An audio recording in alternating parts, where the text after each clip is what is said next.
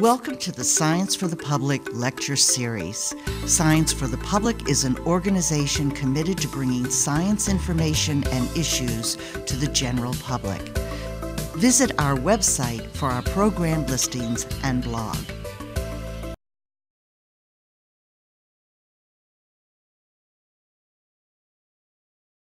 I'm Yvonne, staff for Science for the Public, and welcome to tonight's science lectures.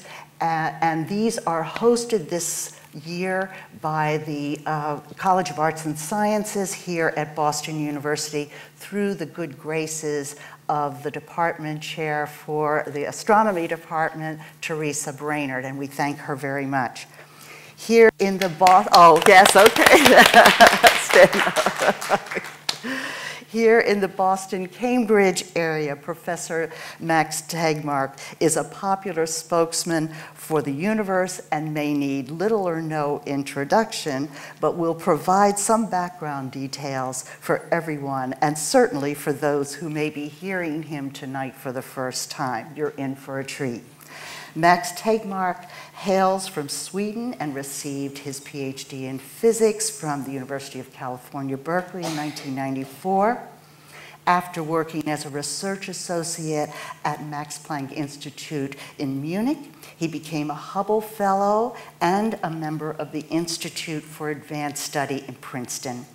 Before joining the MIT Department of Physics in 2004, he was also tenured at the University of Pennsylvania, but MIT successfully lured him here to Cambridge. Dr. Tegmark is famous for a number of things, among them his keen mathematical perspective of the realities of the cosmos and, of course, for parallel universes. He might share some of these insights with us tonight. And of course, he's worked on a number of different levels, and he's famous for his association with a number of very famous physicists, including the late John Wheeler. Professor Tegmark has won a number of awards. We've listed some on our website, and he's included a shared first prize in Science Magazine's Breakthrough of the Year in 2003. In addition to a spectacular output of academic articles, and I do mean spectacular, many of them frequently cited, Professor Tegmark has written many articles for the general public. For this, he deserves much credit. It takes great skill to translate for the non-specialists these very abstract concepts associated with the nature of the universe and reality in general. You can find a list of his articles that have been published in Scientific American, in New Scientist, and other magazines on his MIT website, and also we've listed on our Science for the Public website as well. He's been featured also in a number of documentaries about the universe, such as the BBC's Horizon series, and also in the documentary Parallel Worlds, Parallel Lives, about the famous physicist Hugh Everett. Tonight, Dr. Tegmark takes us for a grand tour through the history of the universe, as he says, in 1 hour, after which he'll be happy to answer your questions. It is a huge pleasure to have Dr. Tegmark with us tonight. Please welcome him. Thank you so much, Yvonne, and thank you so much for those way too kind words. I don't want to hear any more of this Dr. Tegmark business. Just call me Max. I am just a very ordinary guy who often misplaces his car keys, and I'm simply doing this because I just love cosmology. It is just so much fun to get to be a small part of this adventure to try to understand our universe a little bit better. Here is our universe. Don't pop it, because it's the only one we have here. And I'll tell you a bit more about what that is a little bit later. And basically what I want to do is share with you some of the things that I'm most excited about regarding our universe, and perhaps others. The title of this talk is The History of Our Universe in 1 hour. So our universe is about 13.7 billion years old. So if I'm going to cover it in about 58 minutes or so, I'm going to have to speak pretty fast. So what I think I'm going to do instead is actually cover the whole history of the universe even faster and leave a little bit of time to put it all a bit in context and talk about some of the great mysteries I think face us as well. I'm very happy to see that there are so many people here who are much younger than the universe. That's absolutely great. What's particularly cool, I think, is that we humans have pondered these big questions about the history of our universe for as long as we've been on this planet, about 100,000 years in our present form. And even as recently as when those of you who are 9 were born, you know, we were still arguing to some extent whether our universe was 10 billion years old or 20 billion years old. Now we're arguing about whether the universe is 13.7 billion years old or 13.8 billion years old. So in your lifetime, even the very youngest members of our audience, huge progress has been made. And that's one of the reasons I think this is such a cool and exciting field. So what is it exactly that we have figured out so far about this universe of ours? Well, let's begin by just reminding ourselves of what we've learned about our place in space. So if we could for a moment just get all the lights off, then that's okay. I think that we can see this pretty clearly. So let's begin going as close to home as we can without burning ourselves. Ouch, that's not good. And let's just remind ourselves, you know, of the basic scales of our universe. So, as you know, as many of you know, it takes about 8 minutes for light to go from the sun out to Earth's orbit here. So if you see the sun tomorrow and it were to suddenly blow up or something, you wouldn't actually notice for 8 minutes because you're seeing the sun 8 minutes in the past. Similarly, if we zoom out to the outer solar system, Neptune, Pluto, and so on, you know, it takes hours for light to get there. So if you're on your cell phone with a buddy on Pluto, it's actually pretty boring. You're like, hey, how's it going? And then 3 hours later, your friend hears you and answers, and then maybe another 3 hours later, you hear back. So who thinks our solar system is big? Raise your hand. Okay, well, let's see if I can change your mind. So let's zoom out now. So our whole solar system shrinks down into this little dot. We're looking now at a three-dimensional map of the stars in the neighborhood of our solar system. So every white dot here is a sun, just like our own. Some a little bigger, some a little smaller. And the size here now is such that it's taken a few hundred years for light to come from many of these. So if it's clear when you come outside here tonight and you look at one of these stars, if there's someone there looking back at you, they're not going to see you. But they might see, for example, the Boston Tea Party taking place. Something that happened, you know, a couple of hundred years ago.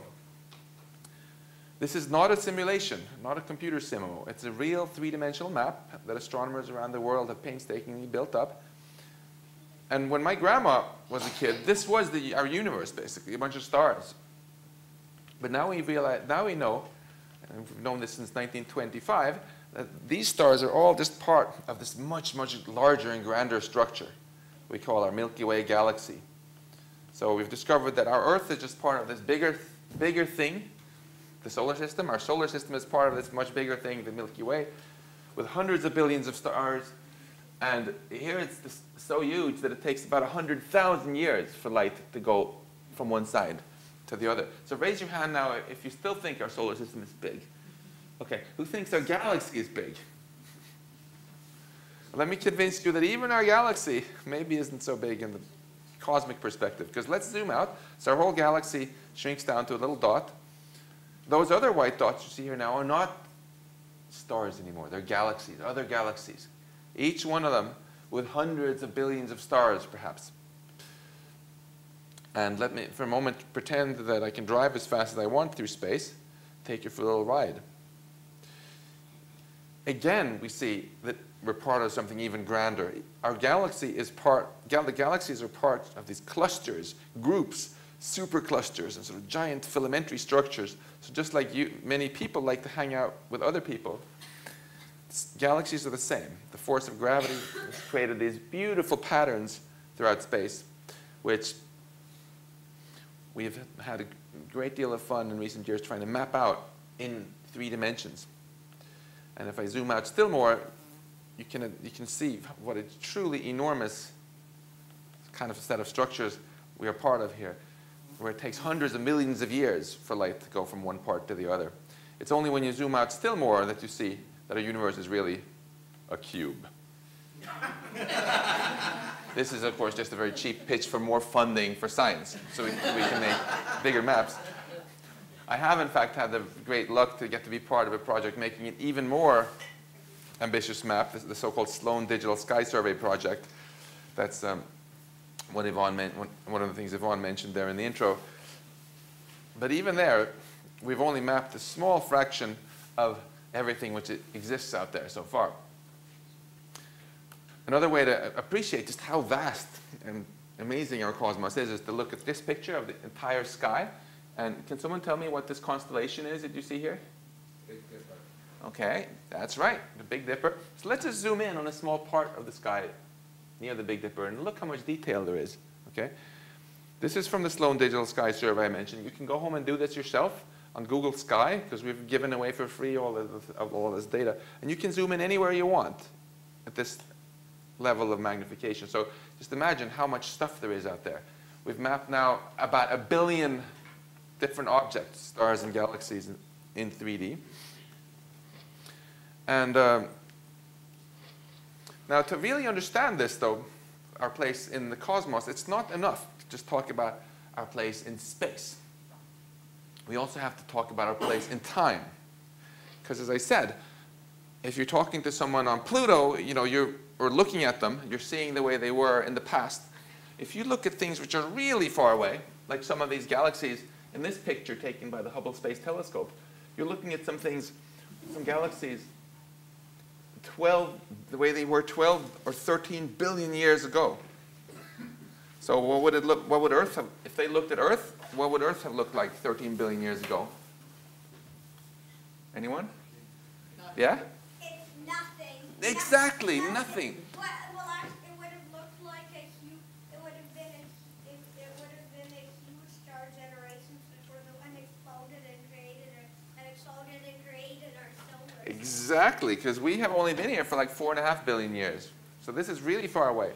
Now, when we look far, far away, if we look further and further away, we see more galaxies, more galaxies, more galaxies, more of the same. So it's easy to start thinking it's just the same everywhere, because we humans like to generalize, overgeneralize.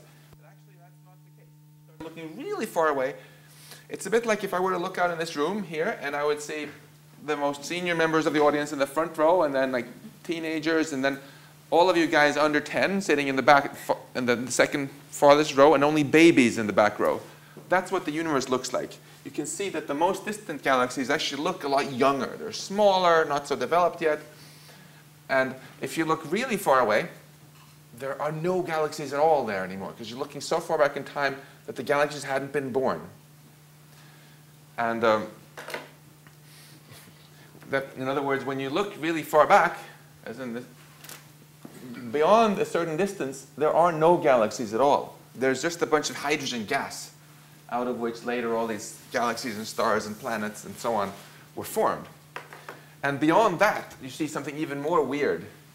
You see a weird glow. It's as if in the back row here, behind all the babies, I would see that the back wall was shining at me with this strange radiation, which comes to me as microwaves.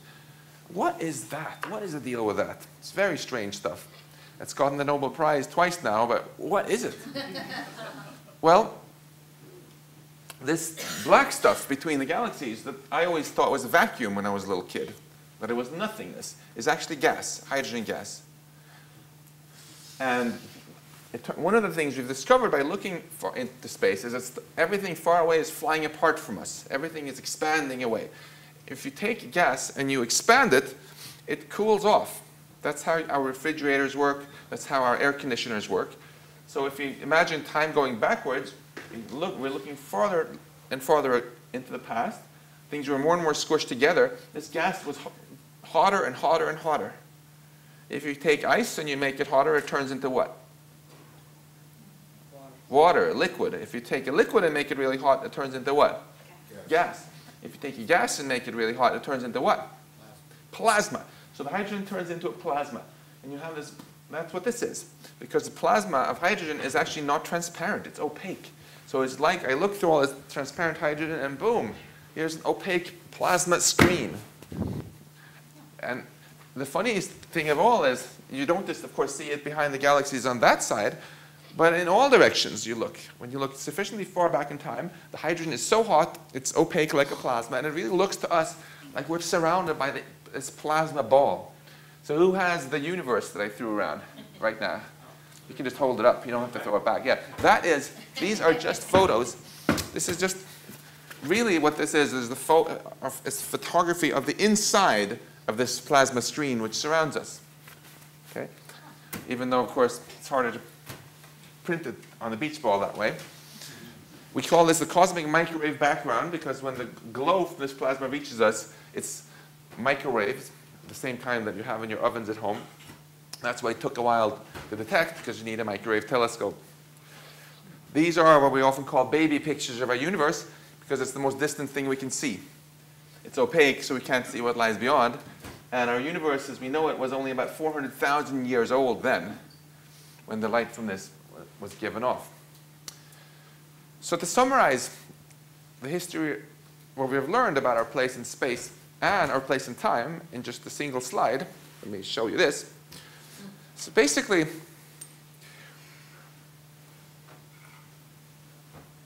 we know that something really strange happened 13.7 billion years ago. We have a nice name for it. We call it our Big Bang. But the truth is, we really have no clue exactly what happened. However, we know a great deal about what happened after that, largely because we can see most of this with our telescopes by looking at different distances. So what is it that's happened during those 13.7 billion years that we can see? Well, there are two basic things which have been happening all along. One is this expansion stuff. Everything's been flying apart from everything else, which has taken this gas and transformed it from being dense to less dense, more diluted, from being hotter to cooler. Our universe right now is pretty chilly. It's about 3 degrees above absolute zero, which is cold even by Swedish standards. That's one process, this expansion. Okay? A second process, which is equally important, is a transition from smooth to clumpy, or equivalently from boring to interesting. Because if you went back to shortly after the beginning here, it was just really dull. It was very much like the air in this room. You had this gas everywhere. It was about the same amount of gas everywhere. Who can raise your hand if you can hear me? Okay, so can someone under 15 tell me why you can hear me? Yeah? Because you're making sound waves. Yes, exactly. I'm making waves in the air, right? So that means that there's a little bit more air in some places than others. If you measure how much more, it's about 0.001% more in some places than others. So the density is, in geek speak, 10 to the power minus 5 more in some places than others. And that's if I speak about this loud and you measure about this far from my mouth. And that is pretty much exactly how it was back then. All the gas that filled our universe was about this smooth, not perfectly uniform, but almost. And then gravity messed this all up and made it more and more clumpy. And gradually amplified these tiny sound waves from early on into these big clumps, the galaxies and the stars and the planets that we have adorning our universe today. So those are the two processes which have been going on during the last 13.7 billion years. Gravity is the key force which has been responsible for both of them. And it's been really amazing in the last 10 years how we've been able to measure all this much, much more accurately and get a nice quantitative picture of it. So let me summarize everything I've said about the history of our universe now in just a little bit more of a graphical or visual form, okay? So let's first look at this supercomputer simulation from Ben Moore and his group in Potsdam, Germany, where they've just put in the laws of gravity into a supercomputer and made it go poof. You see stuff flying apart, the expansion I talked about, and also the clumping, where things are getting more and more messy and interesting. Let me show you another version of this movie, where I'm just artificially not showing you the expansion, so you can see how something very smooth gradually gets clumpy, okay? This is a huge cube. This is several hundred million light years from side to side. And it's pretty easy to understand why gravity makes things more messy. Because if you have everything completely uniform, then it has to stay that way forever. There's no reason gravity is going to make a clump in one place rather than another. The symmetry is preserved. But if there's a little bit more stuff here than in the vicinity, then the gravitational pull from that is going to draw in still more stuff there. Well, then the gravity gets even stronger, and it can draw in still more stuff, and the gravity gets still stronger, it draws in still more stuff, and before you know it, you formed a huge clump like a galaxy. It's a bit like economics, that those who have a lot of money tend to get even more money.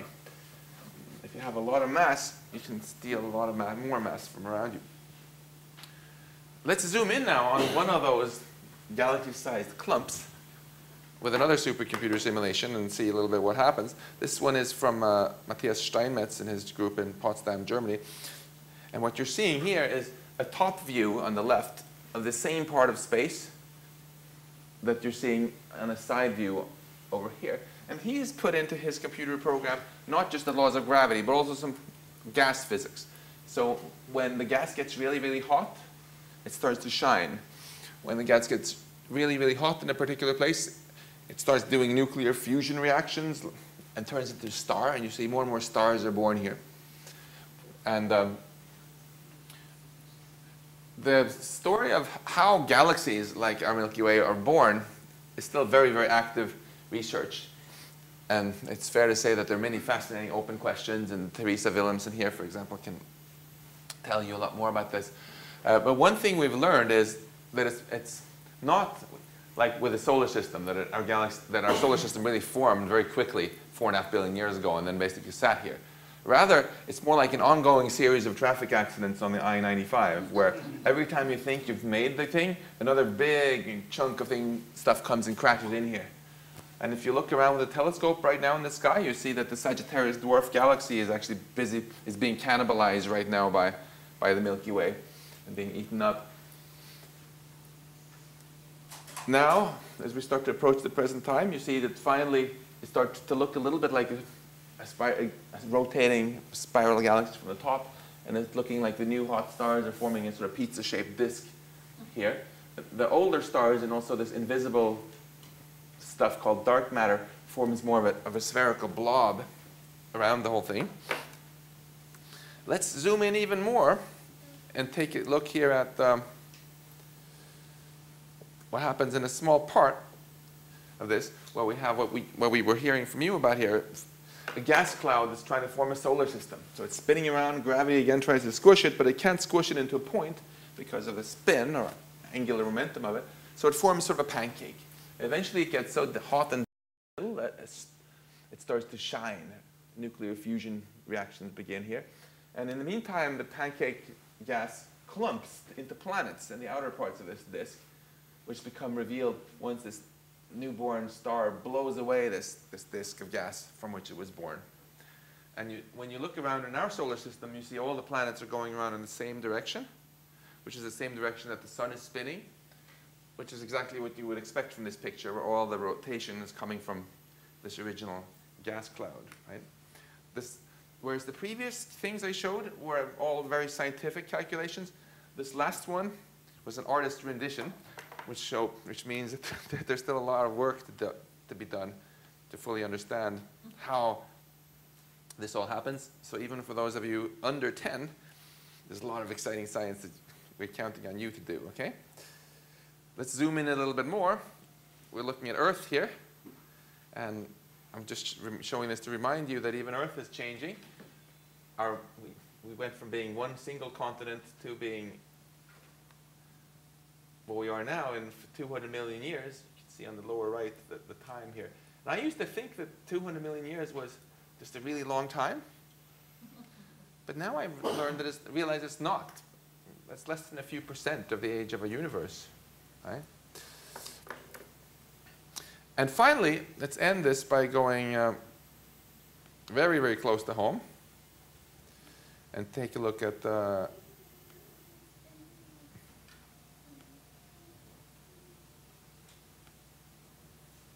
this.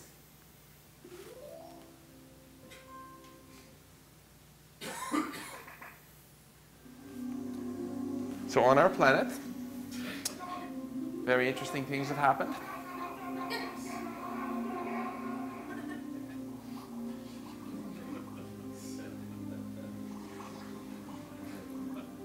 It's great to be in Massachusetts rather than Kansas, so I can actually talk about evolution. It's also cool to remember how space is so connected to us, right? We were running around here 60 million years ago, we mammals, just trying to not get stepped on. And then we actually got some help from above when this asteroid took out the dinosaurs, giving us exactly the break we needed, us mammals, to develop further.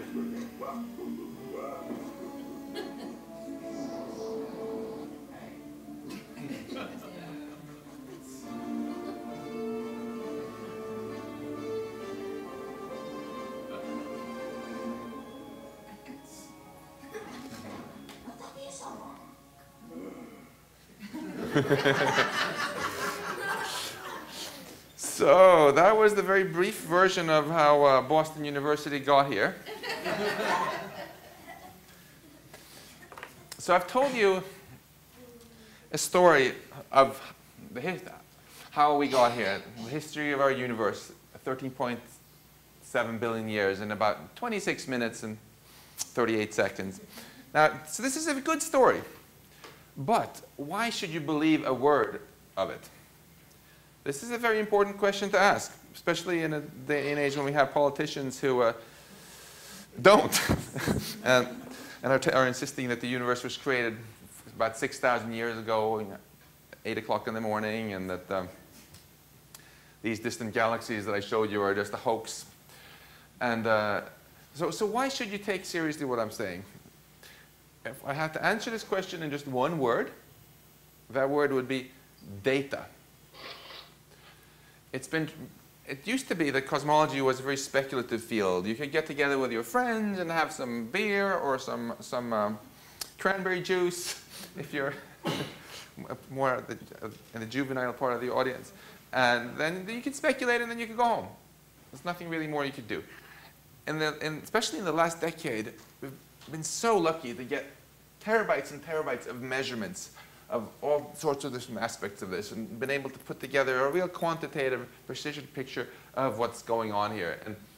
And this transformation of the field of cosmology from being flaky to being really rigorous is so amazing that even my curmudgeon colleagues in Sweden have realized this now and decided to give out some Nobel Prizes for it, most recently this year's Nobel Prize in physics. But I feel very strongly that the most exciting discoveries in cosmology are still in the future. So I would encourage all of you guys to study a lot of science, especially those of you who are still in school, and help figure this out on your own. Okay, so this is the first part of what I wanted to share with you, my excitement over this wild ride which has been cosmology in the last decade, how we've managed to get a much more precise understanding of things. Let me talk now about some of the things we don't understand, some of the great mysteries. If you want to, afterwards, when we have questions, you can ask me about other mysteries that I won't talk about here, like dark matter, dark energy, or today's big announcement from CERN about the Higgs particle.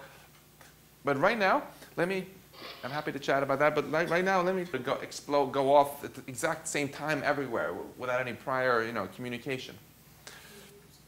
That bothered Alan. Another thing that bothered him was the fact that it seems like this Big Bang explosion was very sort of fine-tuned. If you look at the state of this Big Bang, 1 nanosecond, 1 billionth of a second after time 0, and you just change the density, how much stuff you have in each volume by a teeny tiny amount. You write it out with this many decimal places, and you change the last decimal from a 6 to a 7, or from a 6 to a 5. It makes a huge difference. In one case, we would have been dead by now, because the whole universe would have crashed back on itself in a black hole.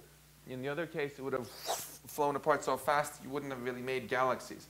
So it's like you have this knob, and somehow it was set to this one very magical value. And we don't like to have to invoke magic in science. to explain things, especially not important big things like our universe, right? In that case, if we're going to use magic, then why are we any better than, you know, Sarah Palin? Or you could just say that the universe was created 6,000 years ago, and the fossils of the dinosaurs were created too in the ground to trick us, and the light from distant exploding stars was created in space to make it look like there had been those, you know. And we don't like to have to make these sort of magical assumptions. We like to have some physical explanation for why this all happened. So Alan Guth, here on the left, he hates when I show this picture, but I can't resist because I took it. And his colleague Andre Linde and others, they have developed this really interesting theory called inflation. And it answers all these questions. And it sounds very crazy. But if you just take seriously Einstein's theory of gravity, okay, and then assume one more thing. You assume that there's some weird kind of stuff which has this weird property that if you let it expand out into a bigger volume, it doesn't dilute very much. Now that's strange, because if you have like 1 kilogram of something, of gas or whatever, and you put it into twice the volume, it should still be 1 kilogram, so the density should have dropped by 2. But suppose you assume that something does not dilute. So it's still the same density. Now you have 2 kilograms. Okay? Then you're going to get answers to all these questions. Why should you possibly believe that there could be such a thing? Well, because that's what got the Nobel Prize in Physics this year. Dark energy. It actually has that, seems to have that property. And what they're saying is, suppose there was also that kind of stuff very, very early on in the universe. Okay? Give them for a minute the credit of this. Let's assume that and see where it leads to. Then it leads to this. If you just solve Einstein's gravity equations, you start with 1 unit of this. This can be tiny, much tinier than an atom. Okay? Okay? I do this in 2 dimensions, but you should think of a 3-dimensional thing. Now it's doubled in size. Now you have 4 times as much stuff. Now every one of these is going to double. So now you have 16 times as much stuff. And now you have still more stuff. And all this, every doubling turns out to happen equally often. Okay, so in a tiny, tiny fraction of a second, like 10 to the minus 34 seconds, you keep doubling, doubling, doubling. If you tell someone to give you $1 and then $2 and then keep giving you twice as many dollars every second, your friend is going to be broke in no time, right? But this seems to be exactly what our universe does. It just keeps doubling its mass and doubling its size at regular intervals. So in a tiny fraction of a second, you've gone from something much smaller than an atom to something vastly bigger than everything we can see with our telescopes today. This means that you don't have to explain why there's so many kilograms to start with of stuff. You just have to assume that for whatever reason there was a teeny tiny amount of stuff. Then you get everything else for free. This also explains why there's a bang, because I've drawn these little arrows here that show how fast this thing is expanding. Right? If you keep doubling in size, everything is going to be moving very, very fast also, which is exactly what you need. And then this business with the coffee cup and the milk.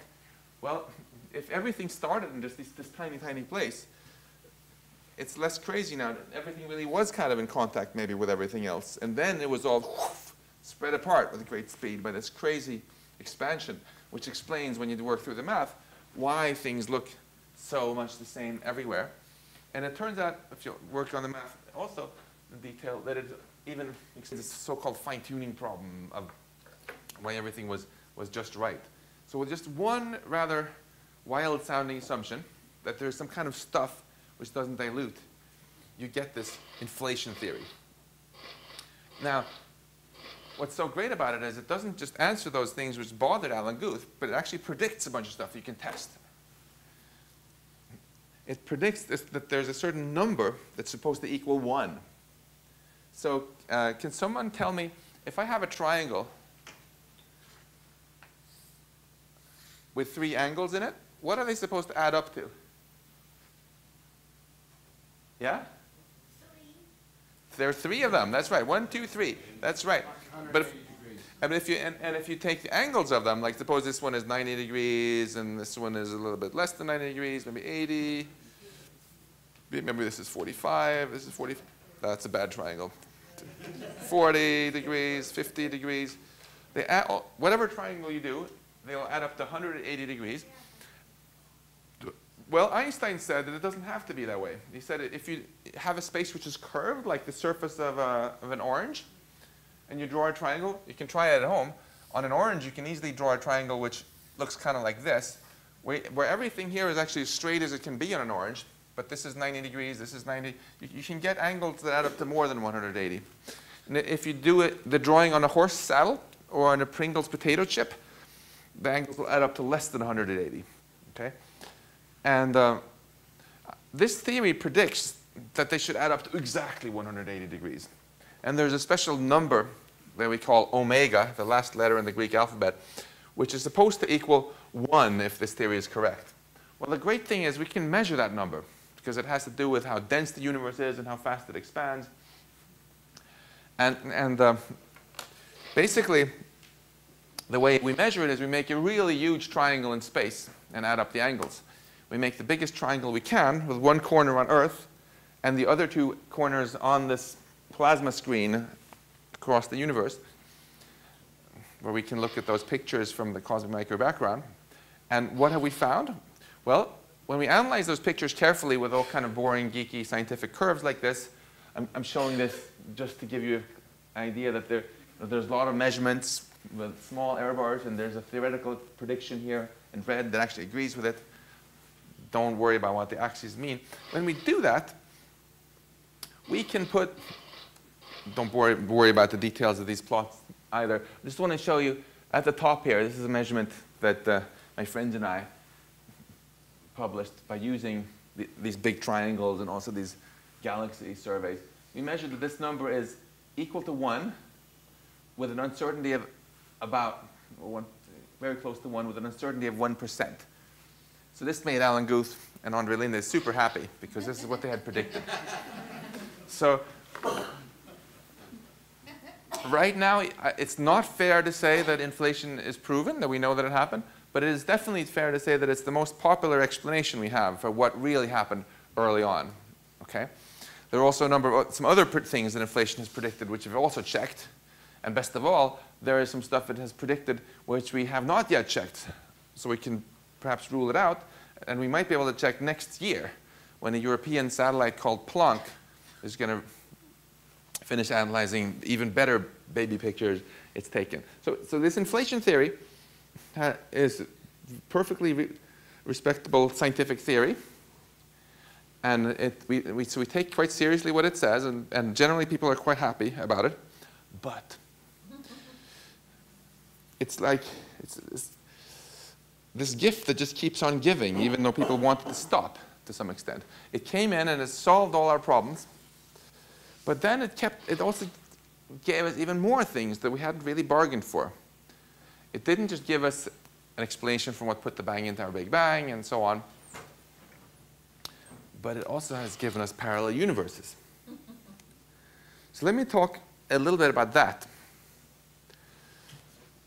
So Yvonne alluded to this in the beginning. This is a really fascinating topic. It's also, so this is a little article I wrote for Scientific American talking about this subject. And there have been a lot of books and articles and so on about it. Brian Greene talks a lot about it in his last book, and Michio Kaku. It's very controversial too. So some of my friends and colleagues think it's great, like Professor Alex Vilenkin at Tufts University, who you may have seen or maybe will see in one of your Yvonne's future events. He thinks it's inevitable. Then there are other colleagues of mine, like Professor Paul Steinhardt from Princeton here, who will say, this isn't science. You know, and even people sometimes even disagree with their own thesis advisor. Like Frank Wilczek, who's a colleague of mine over at MIT, who got the Nobel Prize some years ago. He thinks it makes sense, but and Lisa Randall is pretty cool with it. But David Gross, who was the thesis advisor of Frank Wilczek and shared the Nobel Prize with him, he says, I hate it. I have to give him, he's changed actually from saying, this makes no sense and I hate it, to saying, I hate it. then that's a very, very big change coming from a scientist. And then there are these inflation guys, obviously, who love it. So before we talk more about parallel universes, though, there is a very, very important question I have to raise, which is just the philosophical part of this here, So to me, what we're really asking is simply, is there more that exists, than what we can see? In other words, this ostrich doesn't see everything that exists. Are we maybe making a similar mistake? Well, before talking about parallel universes, we need to be clear on what we mean by our universe. So where is our universe? Right here. All right. Perfect. So this is what we usually mean when we talk about our universe. It contains all the space that we can see, even in principle. This is the spherical region of space from which light has had time to get here so far during these 13.7 billion years. If space goes on beyond this, which we have every reason to think it does, then by definition, then there are parallel universes. There could also be other kinds of parallel universes, and I'm happy to take questions about that. But for now, let's just ask whether we should think this is all there is or whether there are a lot more of these. So if this is our universe, what I like to call the level 1 parallel universes are other pieces of regions of space of the same size. Okay?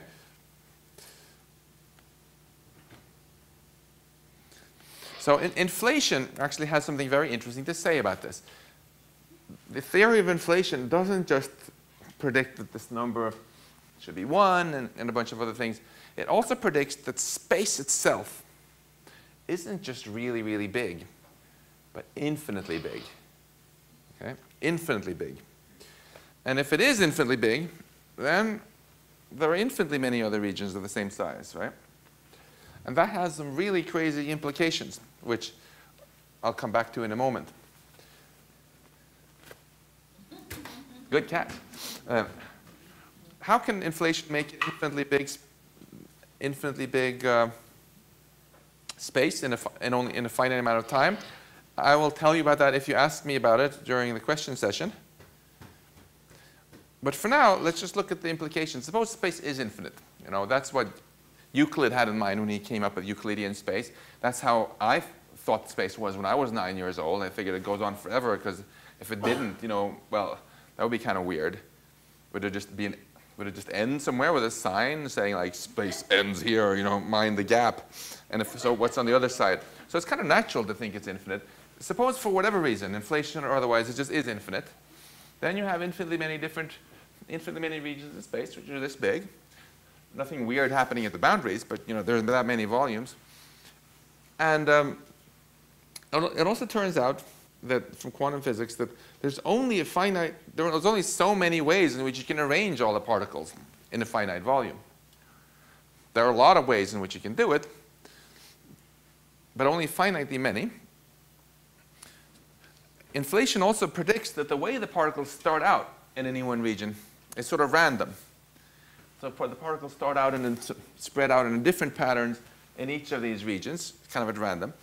So no matter how unlikely it is that they get arranged, the particles, in exactly such a way that was needed to make our particular universe and our galaxies and our planets and us, the probability isn't 0 because it's happened here, right?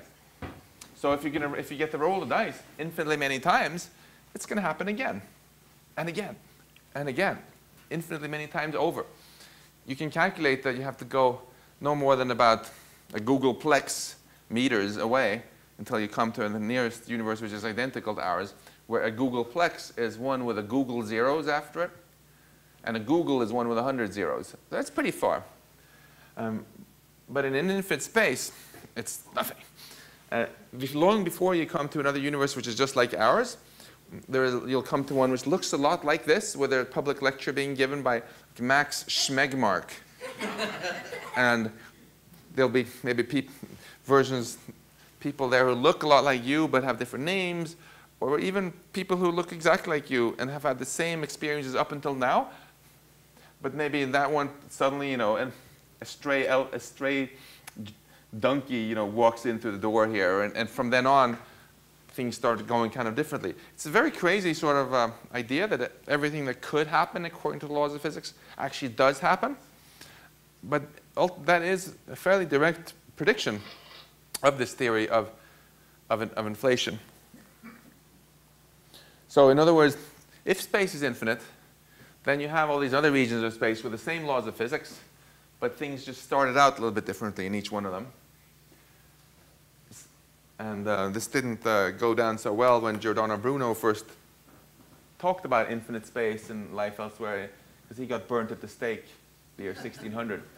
So far, the rest of us have lucked out a little bit better.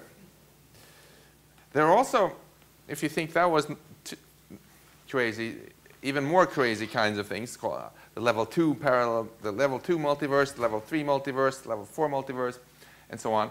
You're welcome to ask me about that as soon as we finish here, if you have such inclinations. Before then, I want to just share one last reflection with you, which is more of a philosophical one, which I think many of us have pondered in the past. So my own personal story here is sort of interesting, because the more I learned about our universe, the more insignificant I felt. The more I kept realizing that things were still bigger than I thought they were, and then bigger yet. So I kept feeling just smaller and smaller and more irrelevant. But then something happened, and I completely changed my mind. And I want to share with you why it was I turned around 180 degrees and try to persuade you that you're not insignificant at all. Okay, so this is pretty big, this universe, right? Our universe. And we're a lot smaller than it. There's 10 to the 78 particles in here. That's a lot. However, I think, and I'm happy to explain why if you want to ask about it during the question session, I think that we are the only life in this entire volume advanced enough to have telescopes. Okay? It's a controversial opinion, but I'm happy to defend it. Now, let's for a moment just explore that hypothesis. Suppose we are alone in this here. Maybe there's some other planets which have something like cows on them or whatever, but those will not be aware that there are galaxies. Right? They'll be aware of the grass on their planet and stuff like that. Then, when we look at these beautiful galaxies that we flew around about, why are they beautiful? They're beautiful because somebody is conscious of them, because of our consciousness perceiving them. That's why they're beautiful, right? If we weren't aware of their existence, nothing or nobody would be aware of them. They would just be a giant waste of space, as far as I'm concerned. So in that sense, we may be small, but it is you guys who give meaning to all of this. Just a bunch of rocks out there and hydrogen atoms, they don't have any meaning on their own. That makes our little planet here and us self-aware beings on it very, very special. Now, that's our place. So this is a very special place in space, planet Earth. But we're also in a very, very special place in time. Living for 100 years is pretty good if you eat your vitamins and stuff. That doesn't sound very long compared to 13.7 billion years, right? Just like a spark in eternity. But, how are we doing there? 50, good. But I also believe that this is a very, very special time we're living in right now. Because on one hand, we have developed in our lifetime, basically, the technology needed to take life beyond this planet and start spreading it into space. And there's nothing at all in the laws of physics that say this is the end point of life, that this is as good as it can possibly get. In fact, if you take seriously cosmology, it's pretty absurd to think of us, humans, as the end point of evolution of life. We would all agree, it would be as if there was still life around 5 billion years from now, right? It's likely that that life will be as much more advanced than us as we are compared to a cockroach or an amoeba, right? That's where we were that billions and billions of years ago. So I think I think there's an enormous future opportunity for life if we get our act together. Things more beautiful and grandiose than we could ever imagine can happen. It's totally allowed by the laws of physics. At the same time, within the last century, we've also developed, for the first time, the technology to just wipe ourselves out completely. Right? And you all know from following the news that humans do a lot of stupid stuff. Okay? And I think it's pretty clear that we cannot just muddle along like we are now, doing all kind of stupid stuff, all these very, very dangerous technologies for an indefinite period of time. Either we're going to get our act together more permanently, or we're going to just wipe ourselves out. I would be surprised if we can muddle along like this even for another century without it going kind of one way or the other. I feel that life in the universe has come to this very important fork in the road. Either we get our act together and even more wonderful things happen, or game over. And where and when in this grand universe is this decision going to happen? Which are the two paths of the fork we're going to take? Well, where it's going to happen on our planet, Earth. Right? And when is it going to happen? I think it's going to happen in your lifetime. And who is it who's going to make the difference? It's you guys. So not only do I feel that you guys are not insignificant, I feel that what you do with your lives in your lifetime is the most significant thing ever to happen, in a sense, for determining the whole future of our universe. Thank you very much.